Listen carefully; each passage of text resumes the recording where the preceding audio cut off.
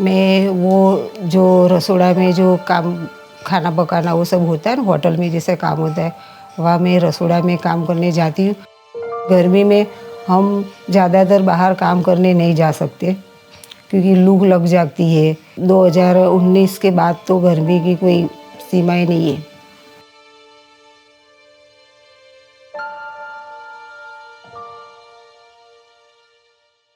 So our study on disaster level heat risk index finds that nearly 57% of India's districts, which is a home to nearly 75% of India's population, is falling in high and very high category of heat risk.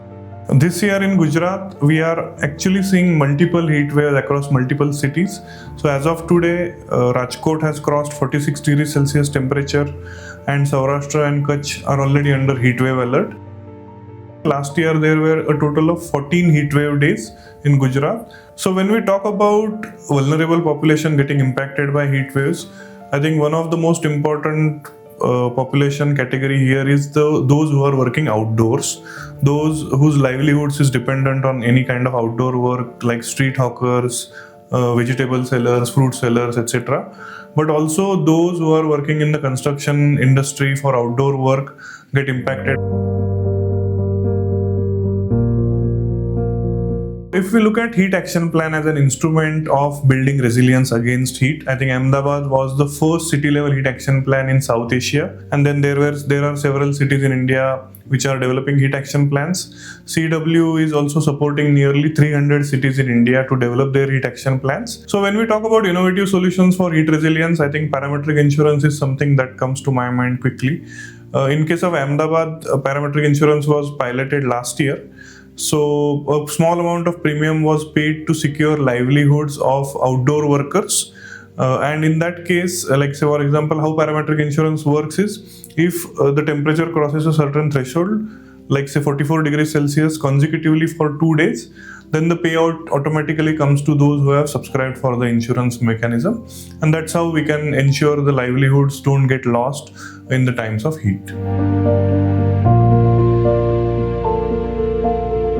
महिला housing का objective ये है कि जो grass root बहनें होती है उनको साइंटिफिक वे पर समझाना कि शहर का तापमान किस तरह से बढ़ रहा है, जिसमें वो लोग तो इतना कंट्रीब्यूट नहीं कर रहे हैं बट उसका असर उनके ऊपर सबसे ज़्यादा हो रहा है। जब बहुत ज़्यादा गर्मी बढ़ती है तो उनके लॉस ऑफ वर्क डेज होते हैं, उनके हेल्थ के ऊपर काफ़ी सारा खर्चा समर में होता है, उनका इलेक्ट्रिसिटी बिल जो होता है वो बहुत ज़्यादा आता है। तो हमने देखा कि इनकम कम होता है, उसके सामने उनका एक्सपेंस बहुत बढ़ जाता है। और ये देखने के बाद एमिश ने ऐसा सोचा कि ऐसे रिस्क के लिए भी कोई हीट इंश्योरेंस होना चाहिए।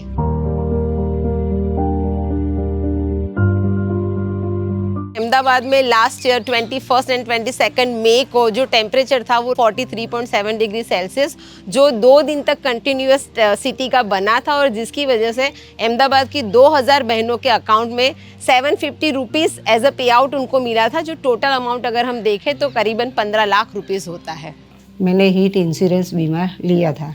वो पैसे आते हैं तो हमको थोड़ा राहत होती है क्योंकि हमारा महीने का पूरा दिन काम हम नहीं कर सकते गर्मी की वजह से, कि हम खुद बीमार पड़ जाते हैं। तो हमको ये गर्मी का पैसा जो हमको मिला तो उससे हमको बहुत कुछ अच्छा लगा, बहुत राहत मिली।